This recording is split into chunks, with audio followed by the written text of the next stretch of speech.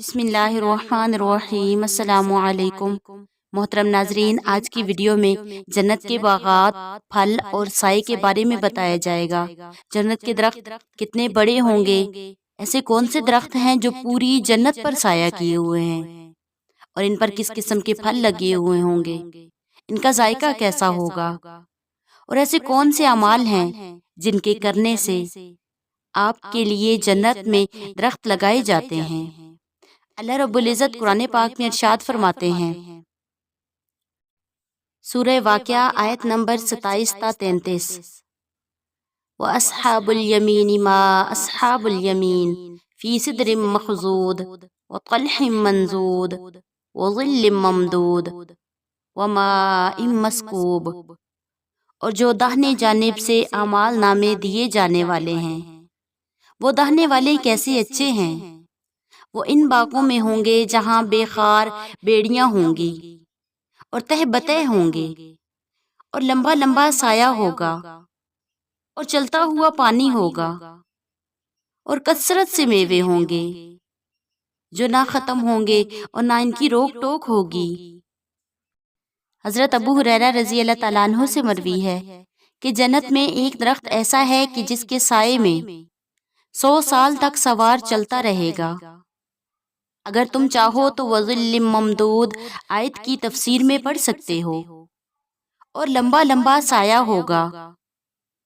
حضرت ابو ہریرہ رضی اللہ تعالیٰ عنہ کی یہ بات حضرت کعب رضی اللہ تعالیٰ عنہ کو پہنچی تو فرمایا، انہوں نے سچ کہا، اس ذات کی قسم جس نے حضرت موسیٰ علیہ السلام کی زبان پر تورات نازل کیا اور حضرت محمد صلی اللہ علیہ وآلہ وسلم کی زبان پر قرآن مجید کو نازل فرمایا۔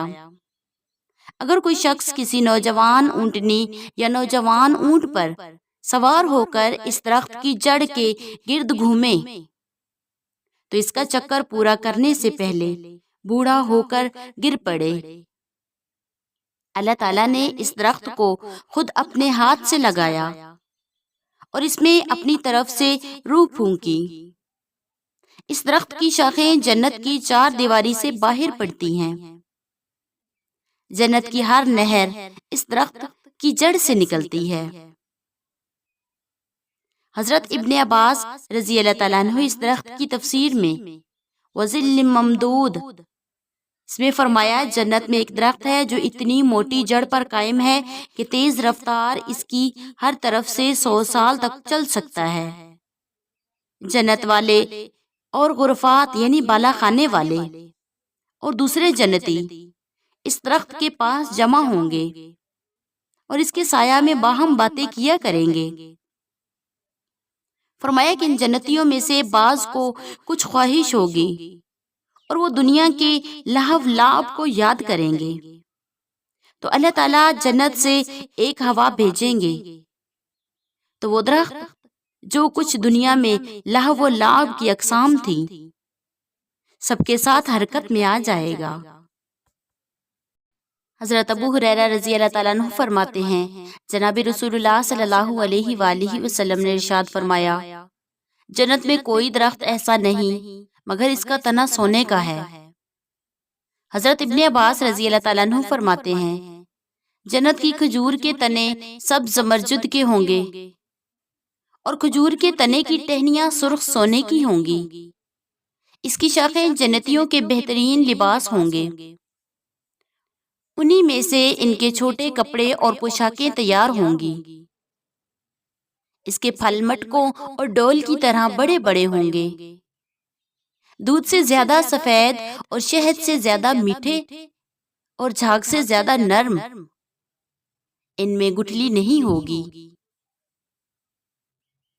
حضرت مجاہد رحمہ اللہ فرماتے ہیں کہ جنت کی زمین چاندی کی ہے، اس کی مٹی کستوری کی ہے، اس کے درختوں کی جڑیں سونے اور چاندی کی ہیں،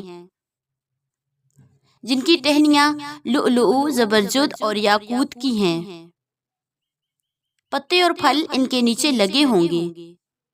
جو شخص کھڑے ہو کر کھائے گا تو اس کو بھی کوئی دقت نہ ہوگی، اور جو شخص بیٹھ کر کھائے گا اس کو بھی کوئی دشواری نہ پیش آئے گی، اور جو شخص چاہے گا کہ اس کو لیٹ کر کھائے تو وہ بھی بآسانی لیٹ کر کھا سکے گا۔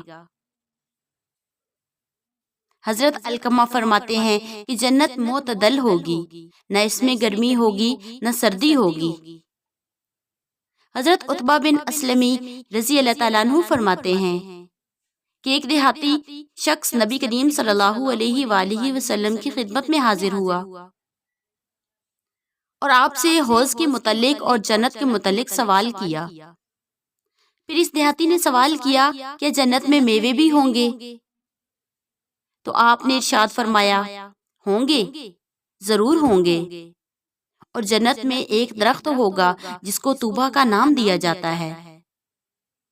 پھر آپ نے کچھ وضاحت فرمائی، مگر مجھے معلوم نہیں کہ وہ وضاحت کیا تھی۔ تو اس دیہاتی نے کہا ہماری زمین کا کون سا درخت اس کی مشابہ ہے؟ آپ نے فرمایا تیری زمین کے کسی درخت سے وہ کچھ بھی مشابہت نہیں رکھتا۔ نبی اکرم صلی اللہ علیہ وآلہ وسلم نے فرمایا تم ملک شام میں گئے ہو؟ اس نے عرض کیا نہیں۔ تو آپ نے فرمایا یہ شام کے ایک درخت سے مشابہت رکھتا ہے جس کو ناریل کا درخت کہا جاتا ہے۔ یہ ایک ہی تنا پر اٹھتا ہے، اس کا اوپر کا حصہ پھیل جاتا ہے۔ اس دیہاتی نے عرض کیا اس کی جڑ کتنی موٹی ہوگی؟ فرمایا اگر تمہارے رشتہ داروں کا 5 سالہ نوجوان اونٹ پر سوار ہو کر اس کے گرد چلتا رہے تو اس کی جڑ کے گرد نہ گھوم سکے، بلکہ چل چل کر بوڑھے ہو جانے کی وجہ سے اس کی ہنسلی کی ہڈی بھی ٹوٹ جائے۔ حضرت ابو ہریرہ رضی اللہ تعالیٰ عنہ فرماتے ہیں جنت میں ایک درخت ہے جس کو طوبیٰ کہا جاتا ہے۔ اللہ تعالیٰ اس سے فرمائیں گے میرے بندہ کے لیے وہ جس نعمت کو چاہے پھٹ جا، تو وہ جنتی کے لیے گھوڑے کی لگام، زین اور خوبصورتی کے ساتھ ایسے پھٹے گا جیسے وہ بندہ چاہتا ہوگا،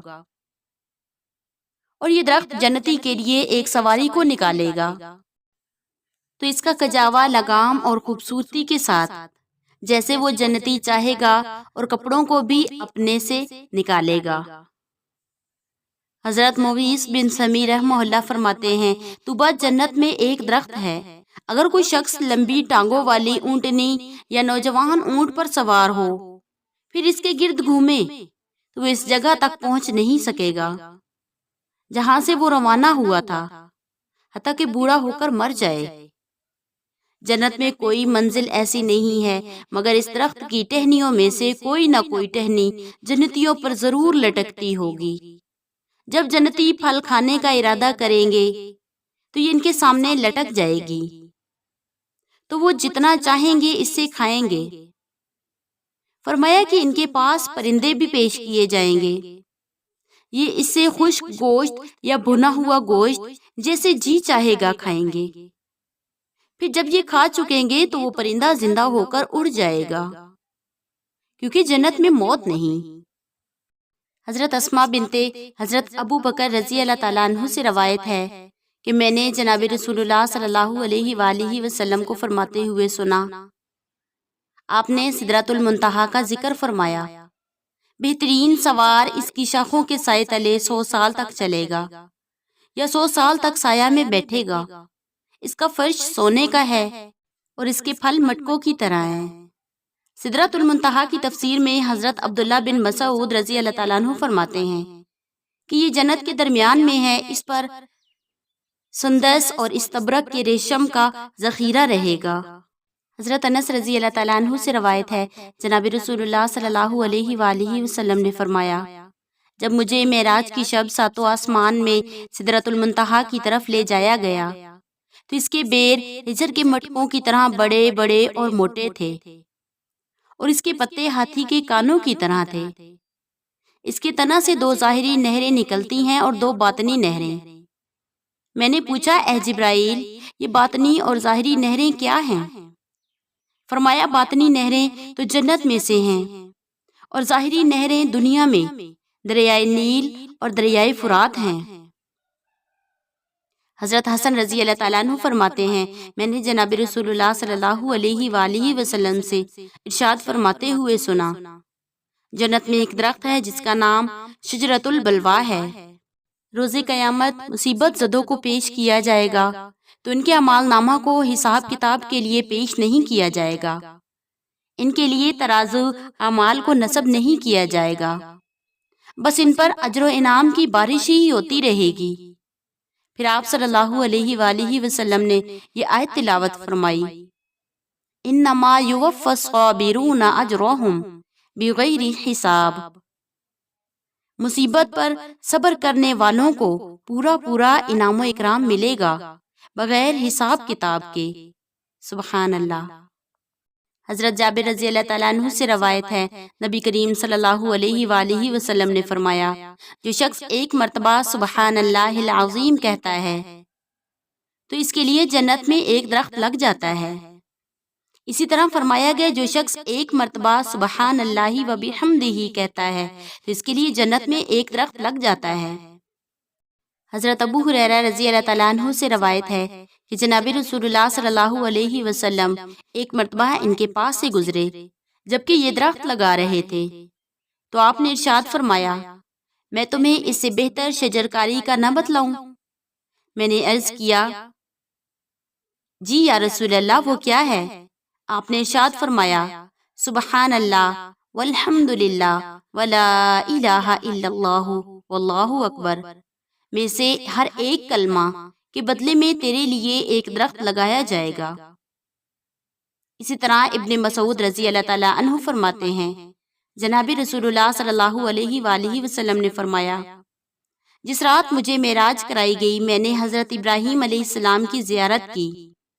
آپ نے فرمایا، اے محمد، آپ میری طرف سے اپنی امت کو سلام کہنا اور ان کو اطلاع فرمانا کہ جنت کی زمین بہت پاکیزہ ہے، عمدہ پانی والی ہے اور ہموار میدان ہے، اور اس کی شجرکاری سبحان اللہ اور الحمد للہ اور لا الہ الا اللہ اور اللہ اکبر کہنا ہے۔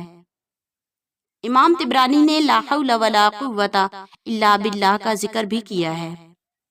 حضرت انس رضی اللہ تعالیٰ عنہ فرماتے ہیں، نبی کریم صلی اللہ علیہ وآلہ وسلم نے فرمایا، ختم قرآن کے وقت دعا قبول ہوتی ہے اور انعام میں جنت کا ایک عظیم الشان درخت عطا کیا جاتا ہے۔ جس شخص نے قرآن پاک کو دیکھ کر یا یاد سے تلاوت کیا تو اللہ تعالیٰ جنت میں اس کو ایک ایسا درخت انعام میں عطا فرمائیں گے کہ اگر کوئی کوا اس کی ٹہنیوں کو چھوڑ کر اڑے تو اس کے پتے کا فاصلہ طے کرنے سے پہلے اس پر بڑھاپا طاری ہو جائے۔ یہ فضیلت حافظہ اور ناظرہ خواہ دونوں قسم کے لوگوں کے لیے ہے۔ جو بھی قرآن پاک ختم کرے گا اس کو انعام میں اتنا بڑا درخت عطا کیا جائے گا۔ حدیث پاک میں کوے کی مثال اس لیے دی گئی ہے کہ کوا دوسرے پرندوں کی بنسبت بڑی عمر رکھتا ہے۔ کہا جاتا ہے کہ کوے کی عمر اوسطاً 200-250 برس ہوتی ہے۔ یہاں حدیث میں درخت کی لمبائی متعین کرنا مقصود نہیں بلکہ اس کی کثیر لمبائی کی طرف اشارہ کرنا مقصود ہے۔ حضرت انس رضی اللہ تعالیٰ عنہ فرماتے ہیں، نبی کریم صلی اللہ علیہ وسلم نے فرمایا، ہر مومن مرد اور ہر مومن عورت کا جنت میں ایک وکیل ہے۔ اگر وہ قرآن پاک کی تلاوت کرتا ہے یا کرتی ہے تو فرشتہ اس کے لیے جنت میں محلات تعمیر کرتا ہے، اور اگر تسبیح پڑھتا ہے یا پڑھتی ہے تو اس کے لیے جنت میں درخت لگاتا ہے، اور اگر وہ شخص تلاوت یا تسبیح کرنے سے رک جاتا ہے تو وہ فرشتہ بھی محلات کی تعمیر یا درخت لگانے سے رک جاتا ہے۔ جس شخص نے نفلی روزہ رکھا اس کے لیے جنت میں ایک درخت لگا دیا جاتا ہے۔ اس کا پھل انار سے چھوٹا اور سیب سے بڑا ہوگا۔ اس کا ذائقہ اس شہد والا ہوگا جس سے موم کو صاف نہ کیا گیا ہو، اور اس کی مٹھاس شہد والی ہوگی۔ اسے قیامت کے دن اللہ تعالیٰ اس روزہ رکھنے والے کو کھلائیں گے۔ حضرت معاذ بن جبل رضی اللہ تعالیٰ عنہ فرماتے ہیں، نبی کریم صلی اللہ علیہ وآلہ وسلم نے فرمایا، جو شخص یہ پسند کرتا ہے کہ وہ جنت کے باغوں سے پھل کھائے تو اس کو چاہیے کہ وہ کثرت سے اللہ رب العزت کا ذکر کرے۔ حضرت عبداللہ بن عمر رضی اللہ تعالیٰ عنہ فرماتے ہیں کہ مہندی جنتیوں کے پھولدار پودوں کی سردار ہے۔ نبی کریم صلی اللہ علیہ وآلہ وسلم نے فرمایا، جب تم میں سے کسی کو خوشبودار پھول دیا جائے تو وہ اس کو واپس نہ کرے، کیونکہ یہ خوشبو جنت سے نکلتی ہے۔ سبحان اللہ و بحمدہ، سبحان اللہ العظیم، واللہ اعلم۔